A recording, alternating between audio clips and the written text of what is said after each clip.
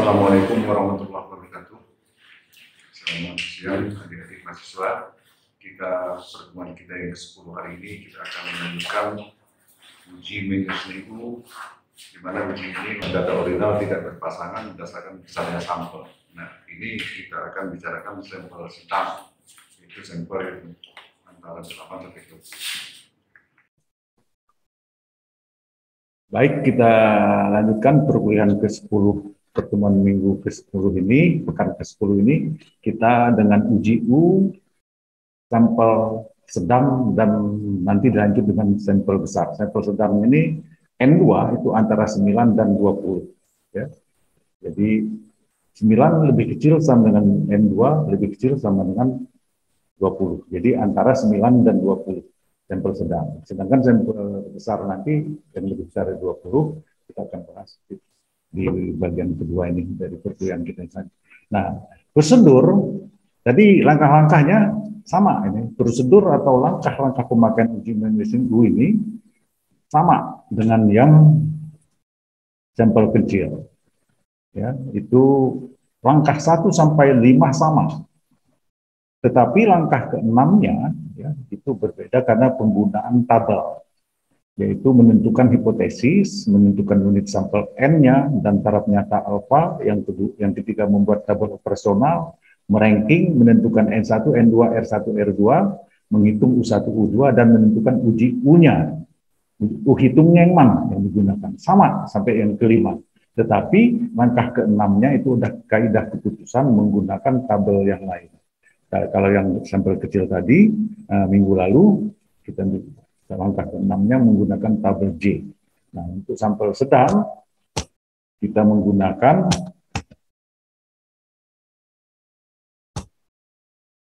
kaidah keputusan menggunakan tabel K.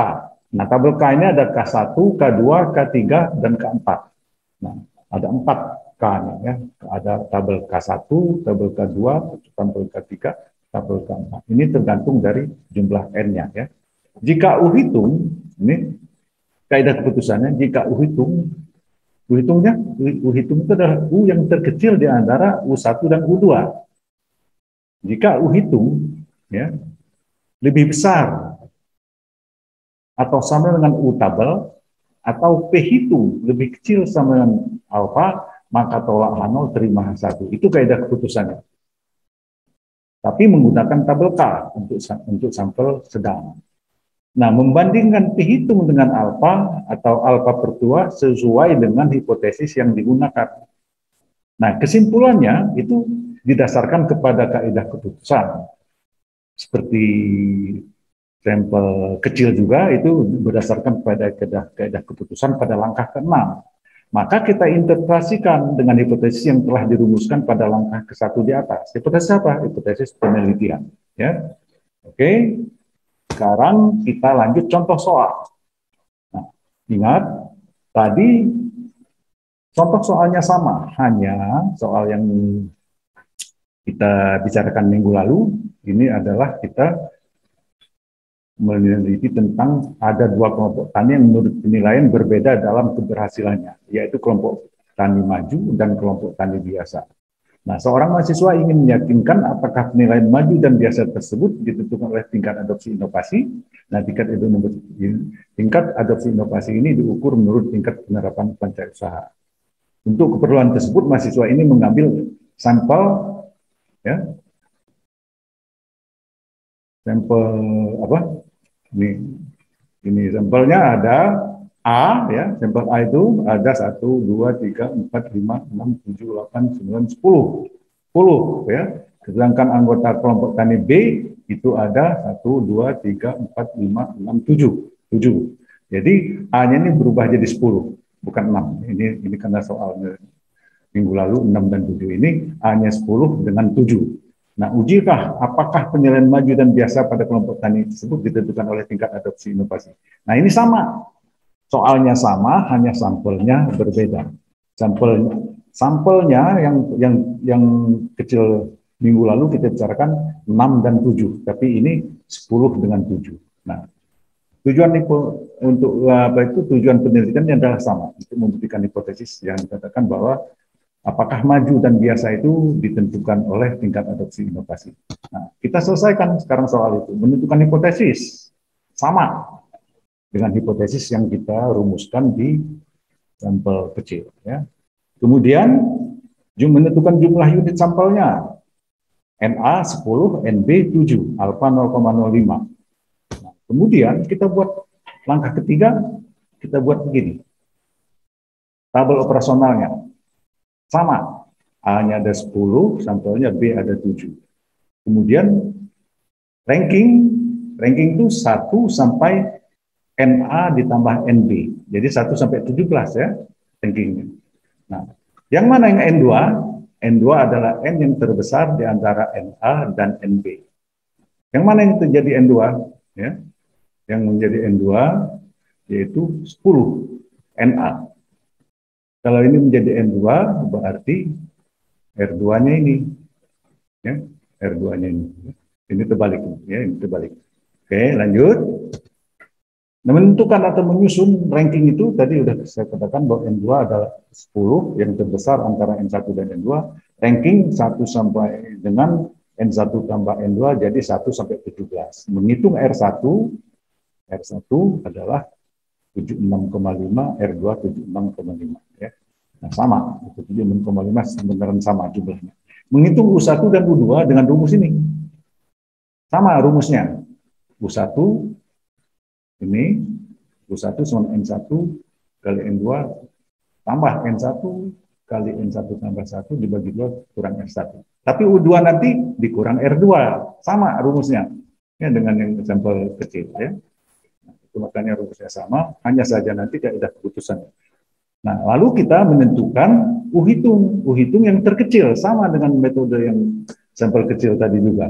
Yang terkecil dari U1 dan U2, U1 21,5, U2 48,5. Jadi U-hitung adalah U1, yaitu 21,5. Jadi U-hitung sama dengan 21,5.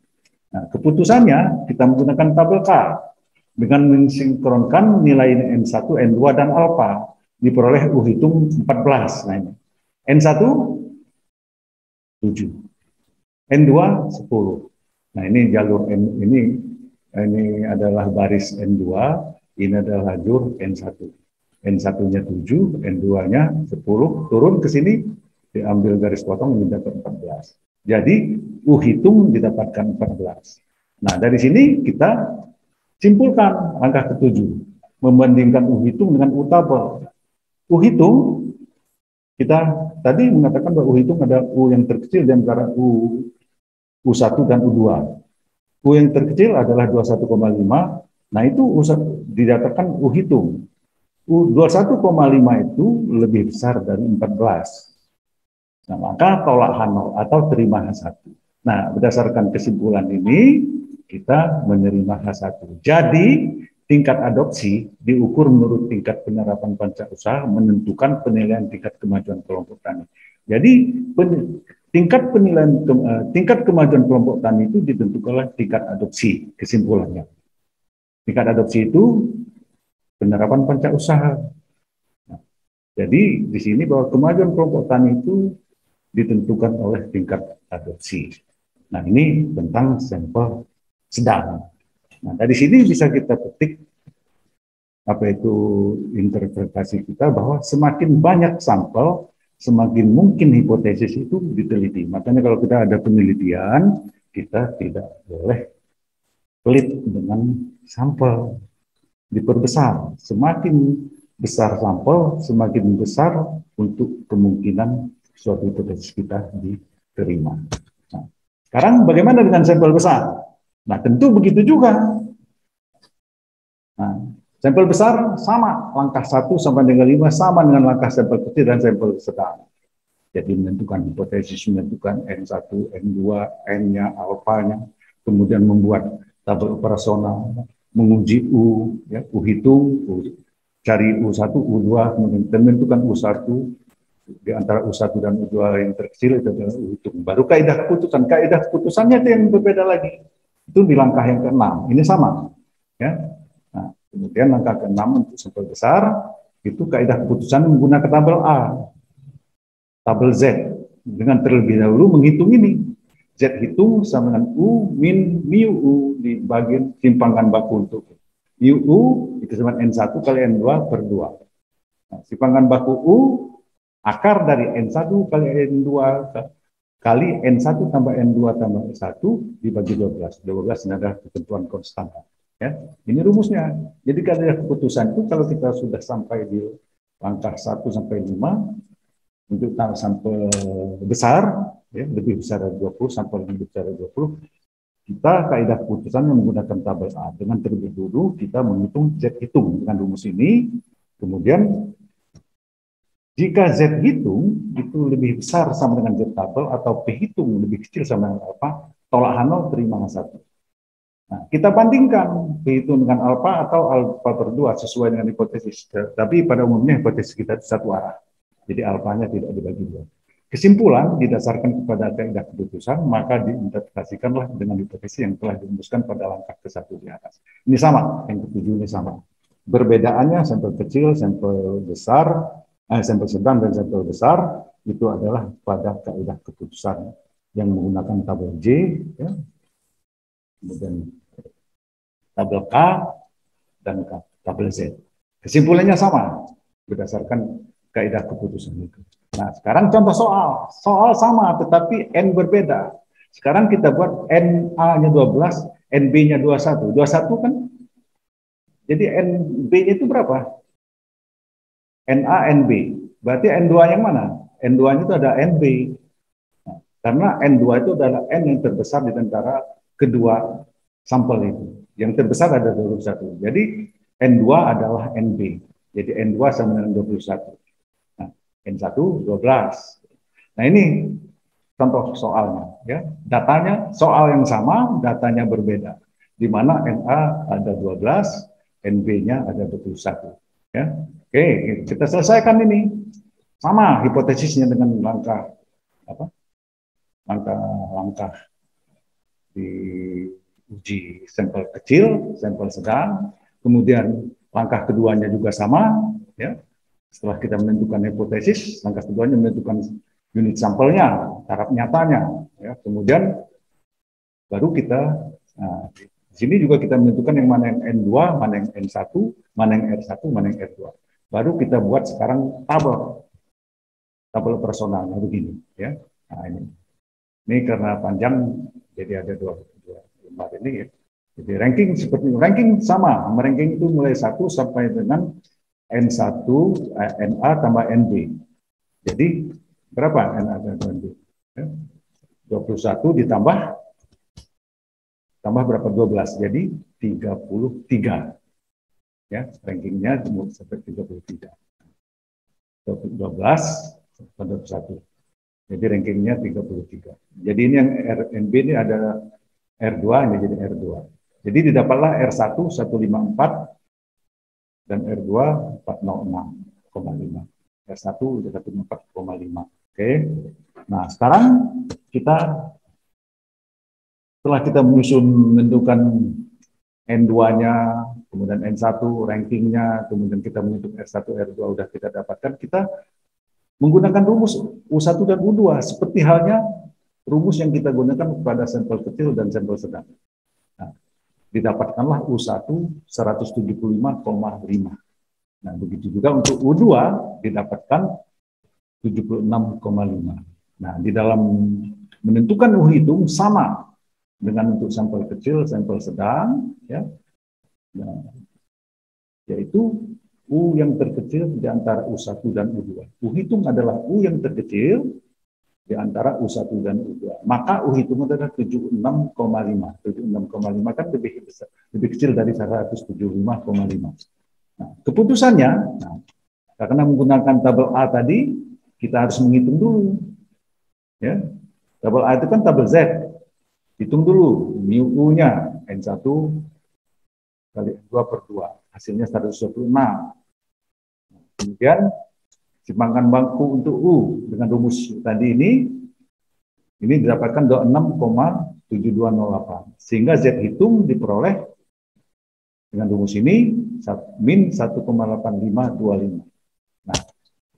Nah, 1,8525 825 minus, ini kita sinkronkan pada tabel A, diperolehlah P hitung 0,0322. Jika P hitung lebih kecil sama dengan alfa, maka tolak H0 terima H1. Nah ini P hitungnya lebih kecil kan, 0,3 kan lebih kecil daripada 0,03 kan lebih kecil dari 0,05, maka tolak H0, terima H1. Nah, karena kita terima H1, kita menyimpulkan tingkat adopsi diukur menurut tingkat penerapan usaha, menentukan penilaian tingkat kemajuan kelompok tani. Nah, dari contoh soal yang sama dengan sampel yang kita ubah-ubah dari sampel kecil, yang lebih kecil sama dengan 8, kemudian antara 9 sampai 20, kemudian kita berbesar di atas 20 ke 21. Nah, kita yang kalau sampelnya kecil, itu kita tidak mendapatkan bukti bahwa tingkat adopsi itu penilaian tidak menentukan tingkat kemajuan kelompok. Tapi setelah sampelnya diperbesar, baik di sampelnya yang ukuran sedang, ukuran sedang, atau sampel yang ukuran besar, itu memungkinkan adopsi itu hipotesis yang kita ajukan itu diterima. Nah, dari sini kita bisa simpulkan untuk menggunakan penelitian dengan sampel yang besar, itu kita ambil kesimpulan bahwa semakin besar sampel itu semakin mungkin hipotesis itu kita terima. Oleh sebab itu kalau kita mengadakan penelitian, usahakan sampelnya semaksimal mungkin. Tetapi dalam penelitian juga kita sangat dipengaruhi juga oleh apa? Tenaga, waktu, biaya. Nah, mungkin ini yang bisa kita jelaskan sampai sini tentang uji U. Uji U adalah uji komparasi, apakah suatu sifat atau suatu keadaan itu bisa diambil dari proposisi yang sama, atau membedakan komparasi perbandingan antara suatu perlakuan dengan perlakuan lain. Demikian perkuliahan kita hari ini. Untuk pembahasan soal untuk diskusi lebih lanjut nanti kita teruskan di waktu responsif.